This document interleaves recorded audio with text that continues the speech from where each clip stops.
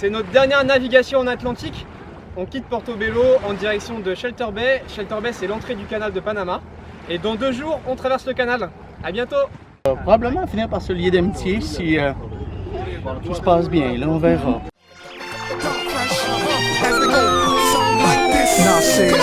Baby girl, won't you come and hold my hand? Won't you come and chill out with the Virgo? Hey girl, just come and hold my hand. Won't you come and just chill with the Virgo? Alors pour passer le canal, on a le choix entre faire les démarches par soi-même ou avec un agent. Quand on le fait par soi-même, il y a pas mal de trucs à faire, notamment aller à Colomb retirer de l'argent, et Colomb ça craint à mort. Il faut déposer une caution de 800 $ qu'on récupère après le canal, et puis il faut se procurer par soi-même ses cordes et ses parbattages. Donc nous on a opté pour l'option de facilité, on a pris un agent qui s'appelle Eric. Il était hyper réactif, on est arrivé à Shelter Bay un matin, on lui a envoyé un petit mail, dans la foulée il était là, il faisait les papiers avec nous. Le lendemain il y a un type du canal qui venait mesurer le bateau.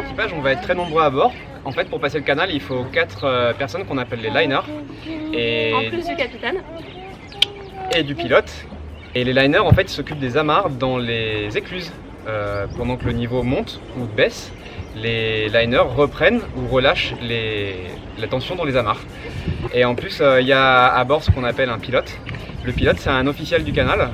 Et il est là pour superviser le passage des écluses et aussi la traversée du lac Gatun qui est assez compliquée. Ouais, parce que comme on est des petits fous et qu'on s'est dit que traverser le canal avec seulement 2 enfants, ça va être un peu pénible.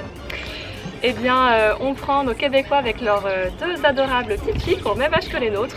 Donc ça va être pumpézable dans le bateau. Petite révision du moteur et vérification avant de passer le canal, parce qu'en fait c'est le genre d'endroit où tu n'as surtout pas envie de tomber en panne de moteur. C'est que des écluses et tu traverses le lac au moteur, donc sachant qu'il y a un pilote à bord et toute une procédure de passage, il faut que la mécanique soit au top pour passer le canal.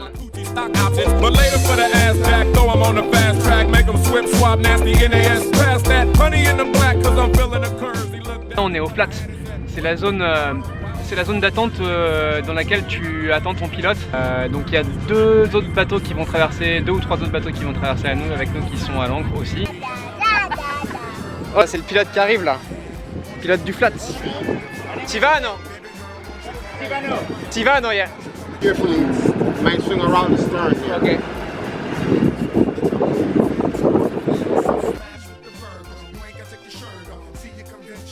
Et donc c'est très excitant, merci beaucoup à Tivano de nous permettre de faire ça avec eux, vraiment génial. On vient de se mettre à couple, en fait à l'épaule avec une gang Australie, Américain, Anglais. Oh, on va faire notre première écluse là.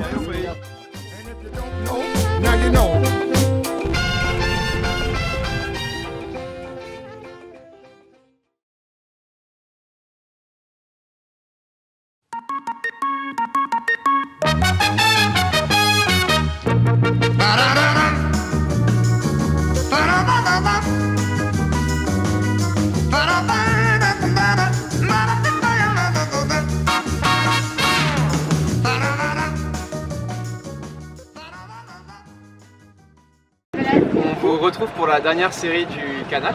On a passé la nuit sur le lac Gatun, accroché à une bouée. C'était vraiment sympa avec les singes hurleurs, etc. C'était une ambiance très particulière. Ce matin, le pilote nous a rejoint vers 8 h et on a parcouru le lac qui fait 20-25 milles de long. Maintenant, on est dans le canal qui nous mène aux dernières écluses dans le Panama. Voilà, donc on a encore 3-4 heures de transit.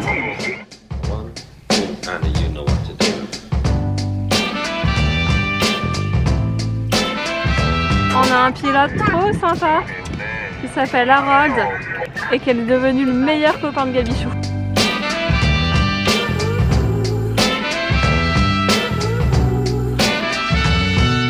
Super belle journée, ce matin on s'est réveillé sous la pluie finalement. Ça a passé en vent, gros soleil, tout ça. On a vu plein de bateaux, du dragage, c'est vraiment super intéressant. Puis le pilote qui nous accompagnait aujourd'hui, c'est vraiment génial parce qu'il nous donnait plein d'informations et d'anecdotes sur le canal. Et là présentement on est vraiment impressionné parce que il y a les Neo Panamax en fait, c'est vraiment en référence au canal de Panama. Panamax, Maximum, Panama, Canal, hein, on me suit? Donc derrière moi, c'est un Neo Panamax qui passe, qui est complètement plein à rabord. Probablement de carburant, donc une belle petite bombe derrière nous. C'est impressionnant, on risque de prendre l'écluse avec lui. Donc on va voir comment il manœuvre tout ça. C'est des bateaux gigantesques, en fait c'est les plus gros cargos qu'il y a sur le marché présentement. Il nous reste 3 écluses à franchir, on est à Pedro San Miguel présentement.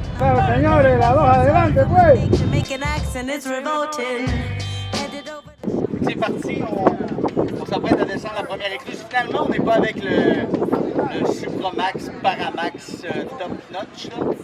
Chance qu'on a, on est les premiers dans l'écluse, donc on risque d'être les premiers à apercevoir le Pacifique là-bas. Donc là, l'objectif, c'est en fait de s'attacher et on va donner du mou en fait tranquillement, au fur et à mesure que l'eau va baisser pour garder le bateau stable. Il y a 4 personnes aux amarres, on est pris en épaule présentement. Et comme ça, on va descendre tranquillement. C'est parti déjà, ça descend. Donc, je retourne travailler. Ciao!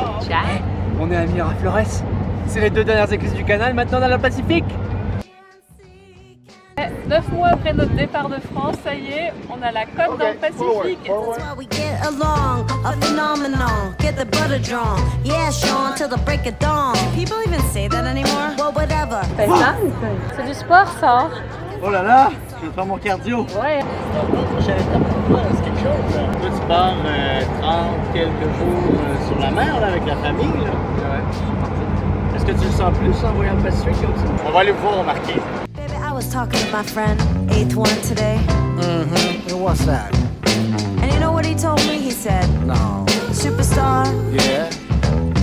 funny thing about life is, even when it's bad, it's